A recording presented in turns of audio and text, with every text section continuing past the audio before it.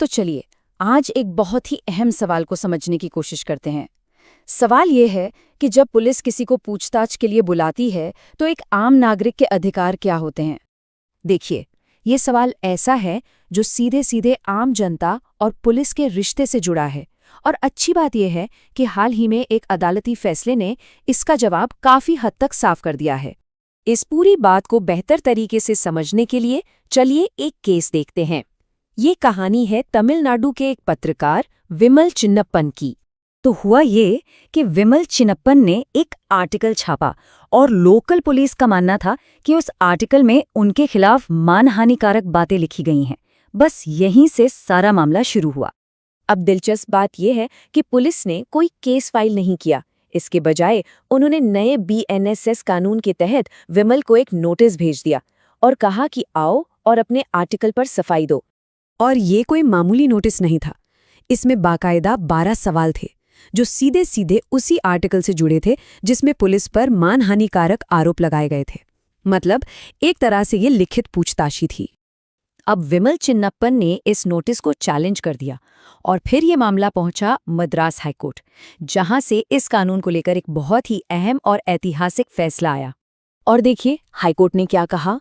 Justice सुंदर मोहन ने बिल्कुल साफ शब्दों में कहा कि पुलिस बिना किसी दर्ज मामले के याचिकाकर्ता को न तो बुला सकती है और न ही उससे पूछताछ कर सकती है। मतलब सिंपल सी बात है, नो केस नो समन।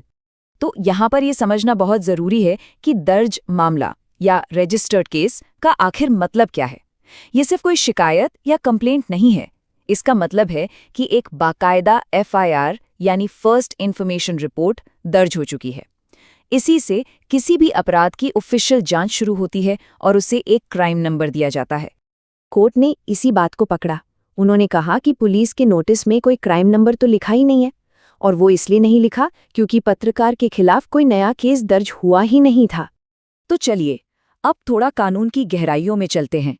देखते हैं कि कोर्ट ने नए भारतीय नागरिक सुरक्षा संहिता यानी बीएनएसएस के सेक्शन 35 को कैसे इंटरप्रेट किया, मतलब उसकी व्याख्या कैसे की।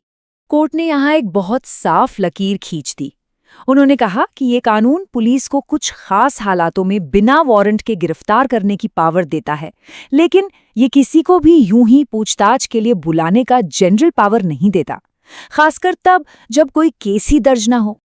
असल में कोर्ट का कहना था कि बिना एफआईआर के किसी को भी पूछताछ के लिए बुलाना एक तरह की रोविंग इंक्वायरी है।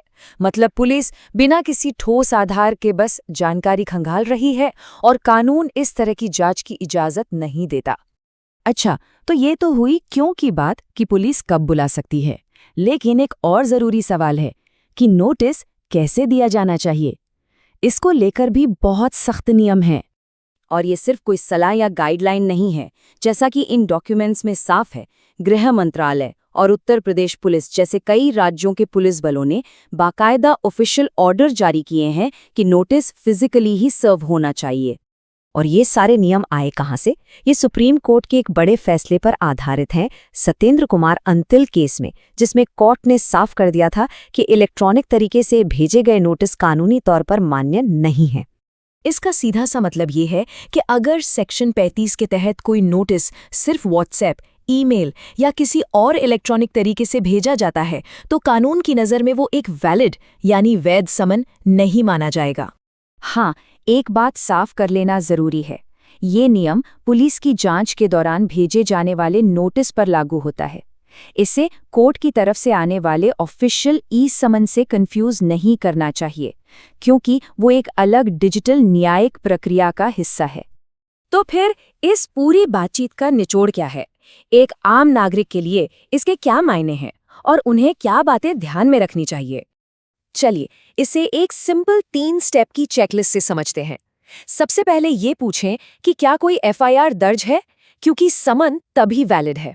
दूसरा, नोटिस पर क्राइम नंबर जरूर चेक करें। और तीसरा, हमेशा फिजिकल कॉपी की मांग करें, क्योंकि इलेक्ट्रॉनिक नोटिस मान्य नहीं है। आखिर में ये सारे नियम बनाए क्यों गए हैं? इनका मकसद बहुत साफ है, पुलिस द्वारा गैर जरूरी और मनमानी गिरफ्तारियों को रोकना और ये सुनिश्चित करना कि हर नागरिक के साथ एक निष्पक्ष कानूनी प्रक्रिया का पालन हो।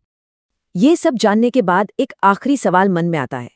ये नियम नागरिकों के अधिकारों की रक्षा तो करते हैं, जो कि बहुत अच्छी बात है, लेकिन सवाल ये है कि जमीनी स्तर पर पुलिस के रोजमर्रा के कामकाज पर इन नियमों का क्या और कैसा असर पड़ेगा।